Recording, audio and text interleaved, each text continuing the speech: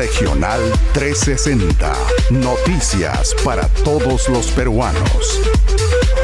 Saludos y bienvenidos a la tercera emisión de Regional 360, hoy miércoles 21 de diciembre. El abastecimiento de productos de primera necesidad a nivel nacional está asegurado. Así lo dio a conocer la ministra de Desarrollo Agrario y Riego, Nelly Paredes, quien además afirmó que pese a la inestabilidad política, la ansiada compra de urea está en proceso de concretarse para el beneficio de los agricultores. Esta y otras informaciones más a continuación. Pese a los constantes problemas que se presentaron durante la campaña agrícola 2022-2023, la ministra de Desarrollo Agrario y Riego, Nelly Paredes, aseguró el abastecimiento de productos de primera necesidad. Durante su presentación ante la Comisión Agraria del Congreso, la ministra enfatizó las acciones del sector para atender en especial a los pequeños productores de la agricultura familiar, quienes se han visto gravemente afectados.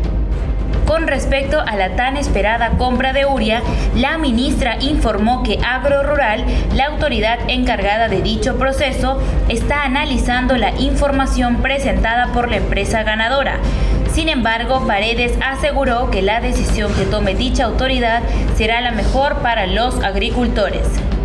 Asimismo, señaló que la entrega del bono para los agricultores y ganaderos afectados por la sequía se realizará entre enero y marzo del 2023. Finalmente, la ministra Paredes recalcó que el gobierno actual tiene como prioridad capacitar y dar asistencia a los agricultores. Luis Alberto Otárola es el nuevo presidente del Consejo de Ministros. En una ceremonia desde Palacio de Gobierno, la presidenta Dina Boluarte tomó juramento al nuevo premier, pero también incluyó a nuevos ministros en el gabinete. Señor Luis Alberto Otárola Peñaranda, ¿jura usted por Dios y la patria desempeñar leal y fielmente, sin cometer actos de corrupción, el cargo de presidente del Consejo de Ministros que le confío? Sí, juro. Como se recuerda, antes de ser premier, Otárola ostentaba el cargo de ministro de Defensa, en el cual la presidenta Dina Boluarte juramentó a Jorge Luis Chávez Cresta, quien se desempeñó en el mismo puesto durante el gobierno de Martín Vizcarra. Asimismo, fue reemplazado el ministro del Interior, quien ya no será César Cervantes, sino Víctor Eduardo Rojas Herrera, general PNP que se venía desempeñando en la Superintendencia Nacional de Control de Servicios de Seguridad, Armas, Municiones y Explosivos de Uso Civil. Por otro lado, la presidenta Dina Boluarte juramentó a los nuevos ministros de Educación y de Cultura, después de que sus antecesores en el cargo presentaran sus renuncias. Los nuevos ministros son Óscar Manuel Becerra Tresierra, quien ocupará la cartera de Educación, y Leslie Carol Urteaga Peña, quien será la nueva ministra de Cultura. Se conforma así un nuevo gabinete que se espera esté a la altura de las necesidades de los peruanos.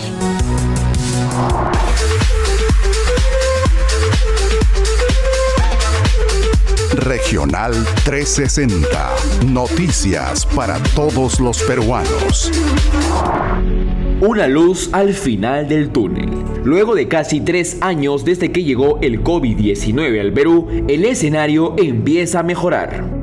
Según los especialistas en salud pública, el coronavirus estaría por entrar en una etapa endémica, es decir, la enfermedad permanecerá entre nosotros y solo quedará vacunarse cada cierto tiempo para evitar sus efectos, como es en el caso de la influenza.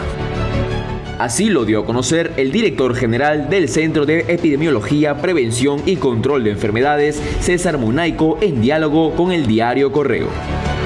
Asimismo, Munaico sostuvo que esta quinta ola de contagios en la que se encuentra el país culminará en enero del próximo año, pues los contagios han empezado a desacelerarse. Según explicó el galeno, cada ola de COVID-19 viene presentando una tendencia decreciente, en el sentido en que cada nueva ola reporta un menor impacto en hospitalizaciones y contagios que las anteriores. Es así que se llega a la situación de endemia, es decir, una enfermedad que ataca en momentos determinados y en lugares determinados. Por otro lado, la ministra de Salud, Rosa Gutiérrez Palomino, afirmó al diario La República que el gobierno no ejecutará medidas restrictivas por las fiestas navideñas, ya que los peruanos estamos en la capacidad de evitar posibles contagios con las normas de bioseguridad ya conocidas. Finalmente, cabe recordar que la población debe completar su esquema de vacunas contra el COVID-19, pues este 24 y 31 de diciembre los centros de vacunación del Ministerio de Salud continuarán atendiendo de 8 de la mañana hasta las 4 de la tarde. Llegaron a México. Esta mañana el canciller mexicano Marcelo Ebrard confirmó vía Twitter la llegada de Lilia Paredes y sus hijos a tierras mexicanas.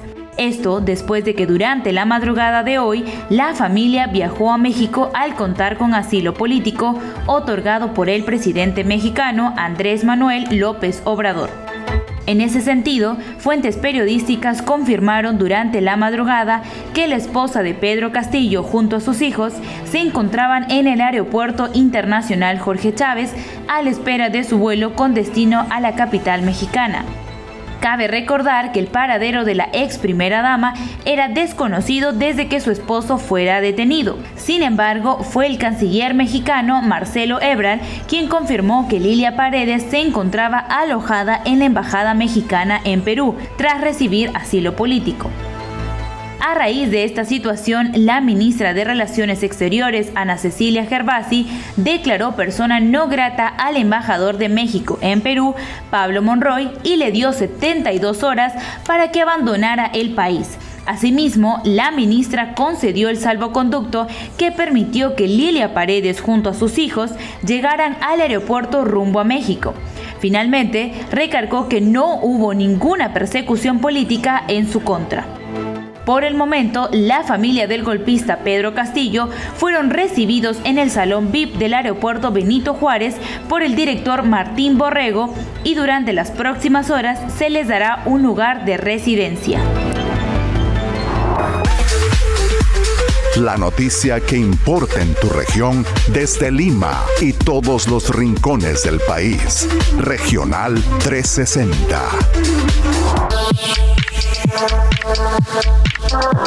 Hoy en Entrevista 360 estamos con Lincoln Onofre, politólogo y especialista en políticas públicas. ¿Cómo está, señor Onofre? Bienvenido a Entrevista 360.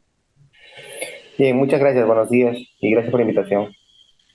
Desde Ayacucho tenemos esta entrevista y quisiera empezar preguntándole cómo está recuperándose la región tras las lamentables muertes que se han registrado en las protestas y qué ha significado estas manifestaciones para Ayacucho.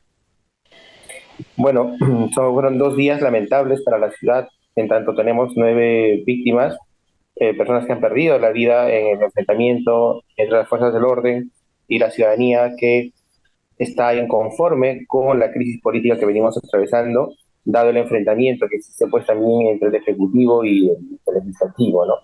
Esto ha mellado el aspecto económico en la ciudad en general y en la región, dado que más del 80% de la población en Ayacucho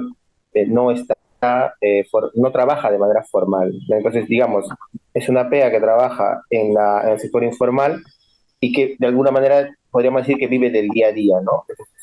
Más allá de estar o no de acuerdo, ¿qué es lo que está fallando? ¿Por qué no se logra calmar todavía este ánimo de protesta que hay en la población? Lo que no se está entendiendo desde la población, pero sobre todo desde quienes dirigen ese tipo de marchas, es que esto tiene tiempos, esto tiene procesos, y lo que se quiere es mejorar realmente el estado político de nuestro país. Lo que la población debería más bien apelar es a que hay una reforma por la que se ha votado el 2018, que esa reforma se implemente por el bien del país y no en función a los intereses de los partidos políticos o de sus representantes. Entiendo un poco al tema de fondo, ¿no? Porque definitivamente los problemas sociales o los problemas de desarrollo que pueden tener las regiones terminan siendo el principal motivador, el detonante para que estas protestas encuentren un eco en cada una de las regiones. ¿Cuáles son las principales demandas que existen en la zona central del Perú y principalmente en Ayacucho? Es una atención a la población, sobre todo rural, porque esos lugares, esos territorios son básicamente la despensa de Lima. Son lugares donde la principal actividad es la agricultura, la economía, en algunos sectores es el turismo, lo que no es extendido, ¿no? Y que el mercado formal es reducido, básicamente atendido por el sector público.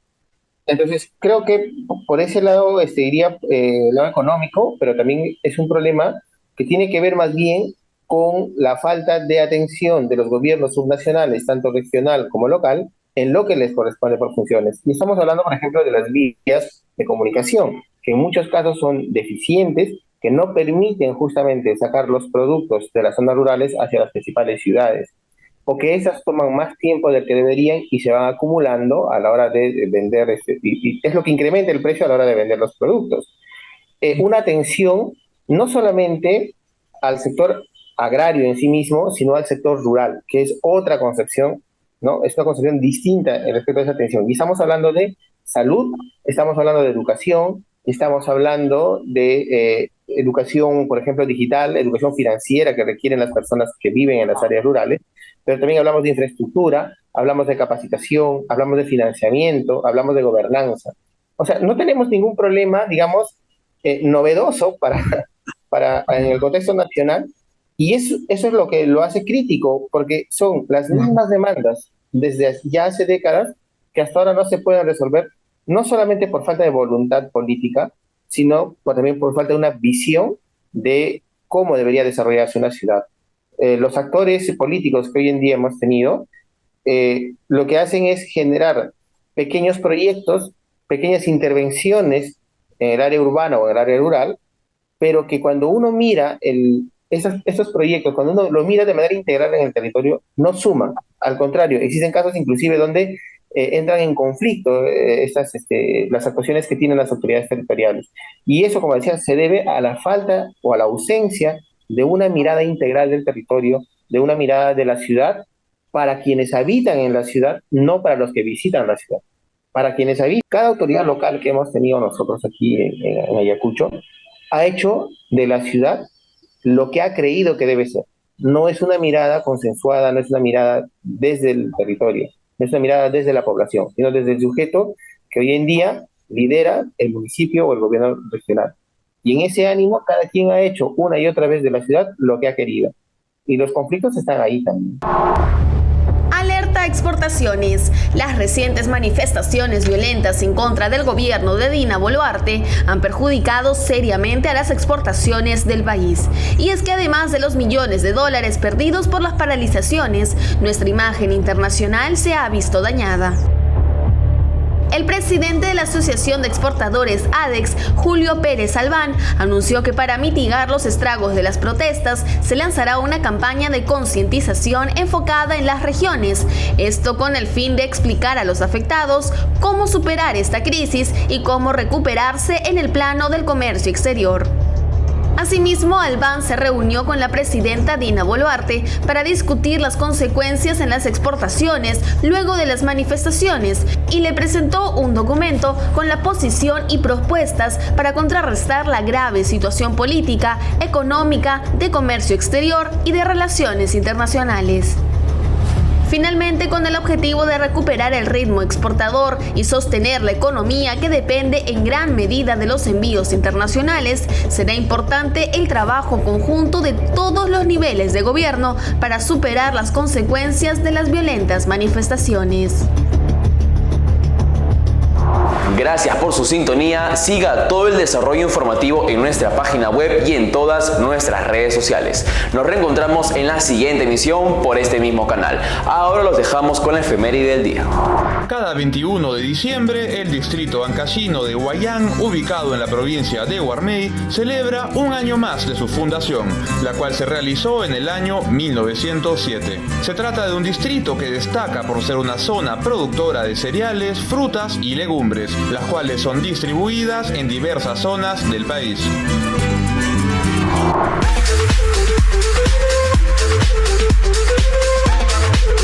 Regional 360. Noticias para todos los peruanos.